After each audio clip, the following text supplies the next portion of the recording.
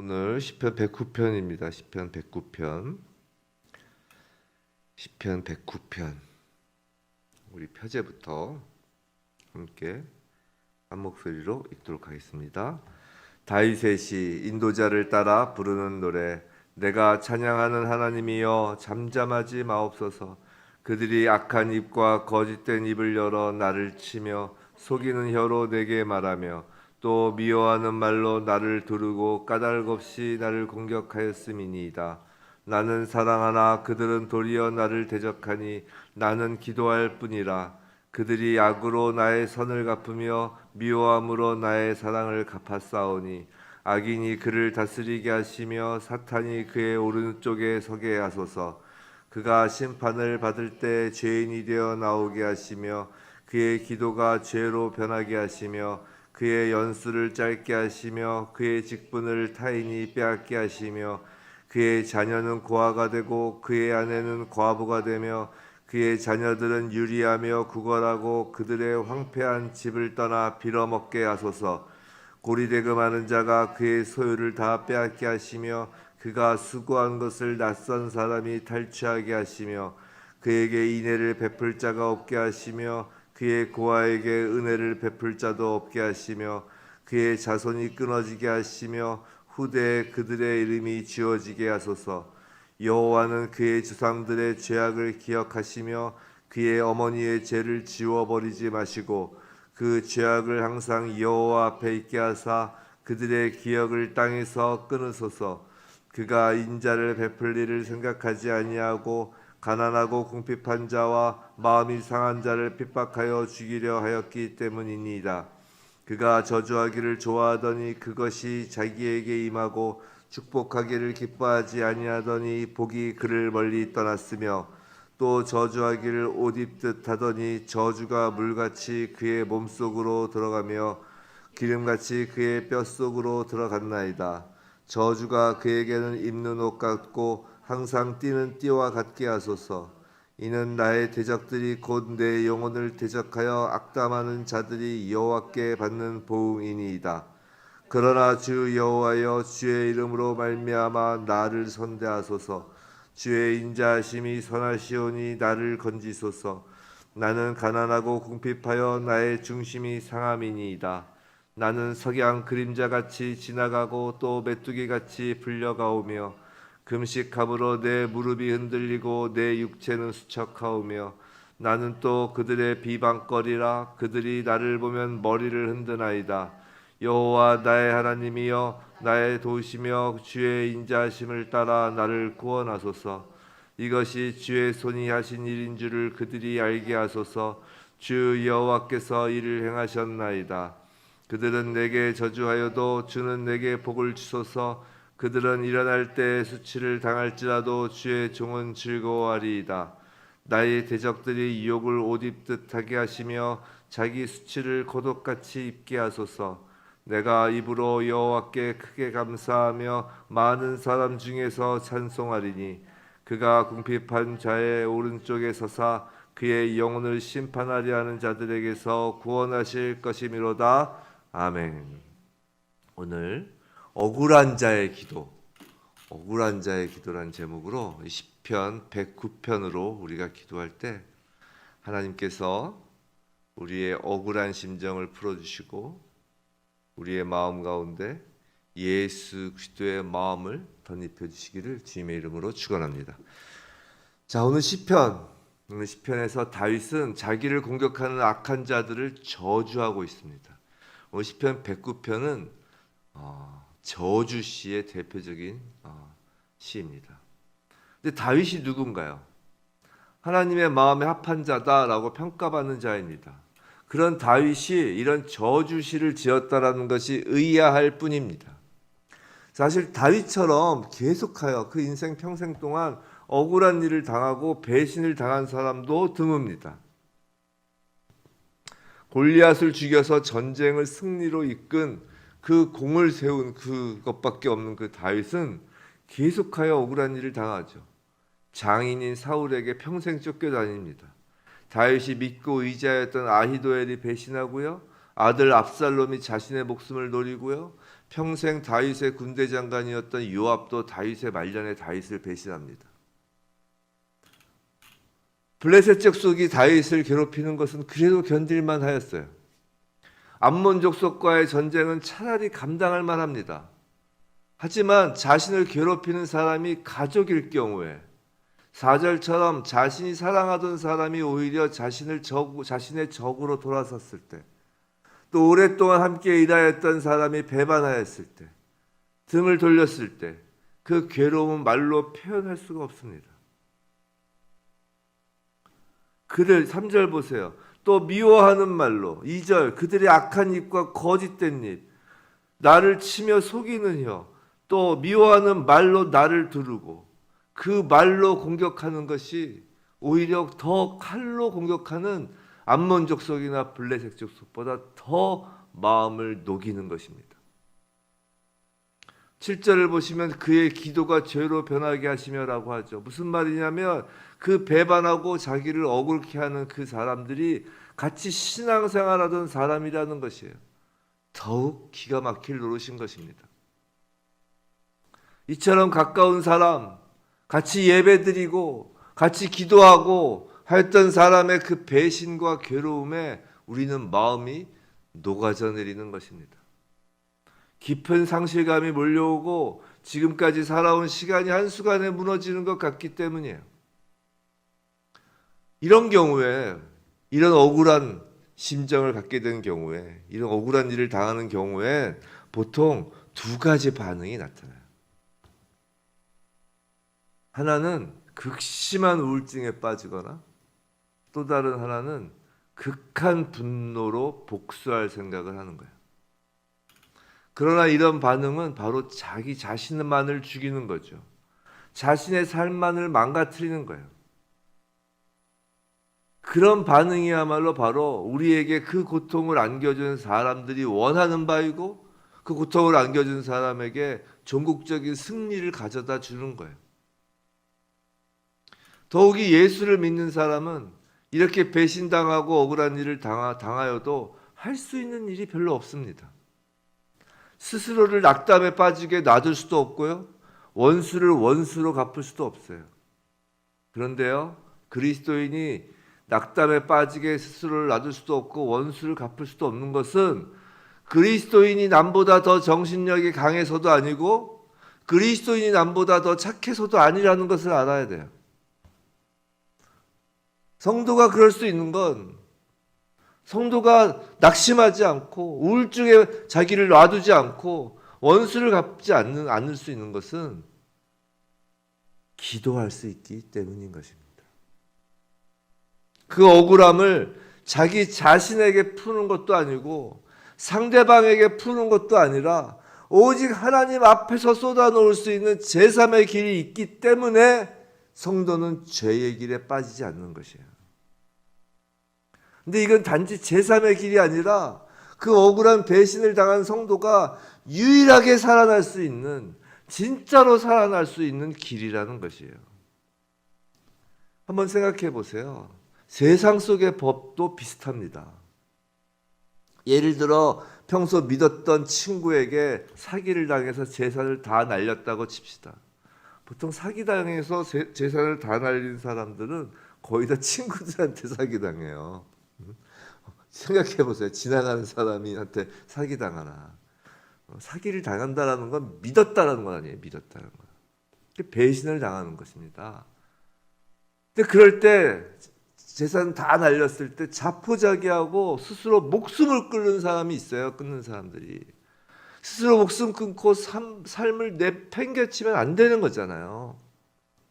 또 그렇게 사기를 당했다고 그 원한을 개인적인 복수로 풀려고 물리적인 폭력을 쓰거나 오히려 또 복수라고 하면서 또 반대로 사기치는 것으로 복수해서도 안 되잖아요. 그것은 또 다른 불법이잖아요. 그럼 어떻게 해야 하나요? 나라에서 정한 법에 따라 재판을 여는 거잖아요. 사적 자치가 안 되잖아요. 물론 세상법과 세상의 재판은 완전하지 않아요. 그렇기 때문에 재판을 통해서 피해 보상이 완벽하게 된다고 확신할 수 없죠. 세상의 재판으로 억울함이 다 풀린다고 할 수 없어요. 그래도 그 방법 외에는 없다는 것입니다. 세상법에서도요. 그런데 세상법이나 세상 재판과는 비교할 수 없게 완벽한 법과 완벽한 재판이 있어요. 그게 바로 하나님 나라의 법과 하나님의 공의에 의한 재판이잖아요. 특히 가족과 친한 동료로부터 억울한 일을 당하면 세상법, 세상재판소에 의지하기도 어려워요. 예를 들어서 가족한테 사기를 당하잖아요. 그럼 친족 상도례라는 게 있어서 아주 가까운 가족은 고소도 못해요. 처벌도 받게 못한다고요. 하물며 성도라면 더욱 세상법을 의존하기가 쉽지 않습니다. 그래서 성도는 하나님께 신원을 하는 것이에요. 억울함을 하나님께 올려드리는 것입니다. 기도할 수 있는 거예요. 억울한 마음을 있는 그대로 하나님께 아뢰는 것이 가장 좋은 방법입니다. 오늘 시편 109편을 읽어보면 과연 이것을 다윗이 썼다고 생각할 수 없을 정도로 그 표현이 원색적이잖아요. 얼마나 놀라운 표현을 써요. 하지만 다윗의 속마음을 이렇게 모두 뒤집어서 아주 주머니를 완전히 속을 뒤집듯이 뒤집어서 하나님께 그 억울함을 솔직하게 표현한 것이에요. 이것이 억울한 자의 기도인 것입니다. 다윗의 109편 기도야말로 성도가 이 땅에서 살면서 억울한 일을 당하고 배신을 당하여도 죄 짓지 않을 수 있는 방법이에요. 우울증에 빠지지 않고 복수하려고 하는 그 악한 마음을 품지 않고 살 수 있는 방법이라고요. 또한 109편과 같은 기도를 하나님께 드리는 것이 로마서 12장 19절에 내 사랑하는 자들아 너희가 친히 원수를 갚지 말고 하나님의 진노하심에 맡기라. 원수 갚는 것이 내게 있으니 내가 갚으리라 라는 그 말씀에 순종할 수 있는 방법이라고요.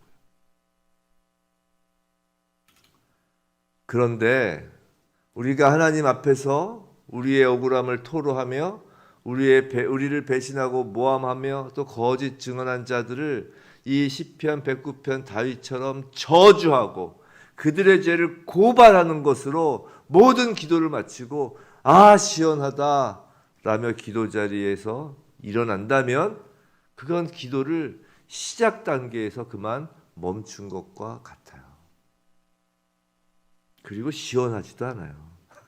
왜냐하면 우리 눈에 보이지 않는 하나님 앞에 아무리 털어놔도 그 사람이 실제로 하나님의 징벌을 받는 것을 보지 않고는 속이 풀리지 않는 사람들이라고요. 우리 마음엔 선함이 없어요. 저주하고 고발하는 것을 모든 기도가 마치면 사실 우리 마음이 풀리지도 않고 시원하지도 않습니다. 기도가 시작 단계에 멈춘 것과 같아요. 그럼 기도란 무언가요? 기도란 무언가요, 성도 여러분? 기도란 궁극적으로 하나님을 만나는 거잖아요. 근데 이렇게 저주하고 억울함을 토로하는 것으로만 그치면 하나님을 궁극적으로 만나지는 못하고 허공에 소리치고 팔 휘두르고 끝나는 것입니다.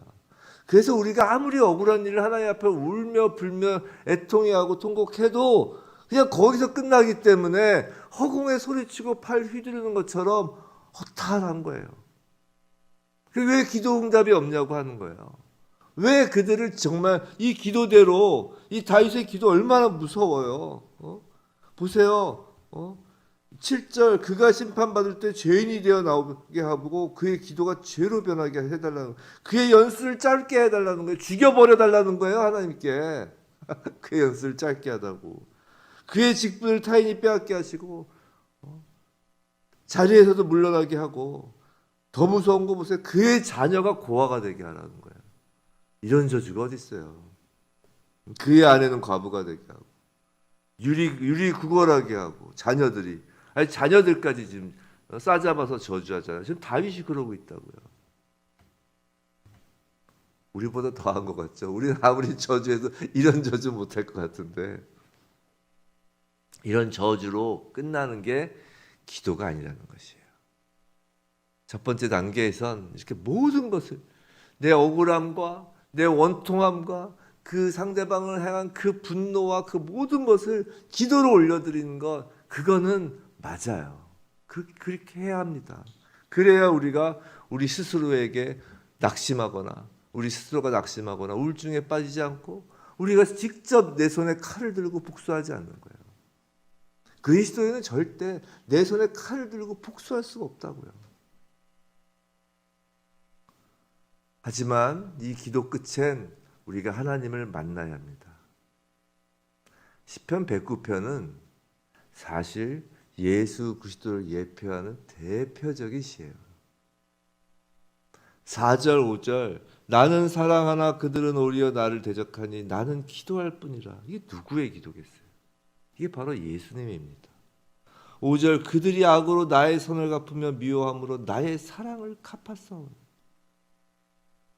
이것이 바로 예수님이잖아요.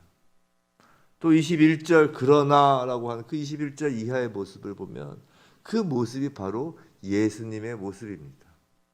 25절 한번 보세요. 나는 또 그들의 비방거리라 그들이 나를 보면 머리를 흔드나이다. 많이 들은 장면이죠. 마태복음 27장 39절 예수님의 십자가 순환 앞에서 예수님을 조롱하며 머리를 흔든다라는 표현이 나오잖아요. 바로 그 장면인 것이에요. 사랑하는 성도 여러분, 우리는 억울함을 하나님 앞에 기도하는 그 끝에 십자가 위에 달린 예수님의 억울함을 보는 거예요. 그리고 30절 31절 내가 입으로 여호와께 크게 감사하며 많은 사람 중에서 찬송하리니 그가 궁핍한 자의 오른쪽에 서사 그의 영혼을 심판하려 하는 자들에게서 구원하실 것입니다. 성도 여러분, 가까운 사람으로 인해서 정말 죽을 것 같은 마음의 상처를 입고 하나님 앞에서 기도할 때 바로 그 상처가 예수 그리스도의 십자가 위에서의 예수님의 상처라는 것을 알게 되는 것이에요. 그리고 그 상처를 통해 예수 그리스도의 그 사랑을 실제적으로 만나는 거예요. 예수님의 그 은혜를 실제적으로 만나는 거라고요.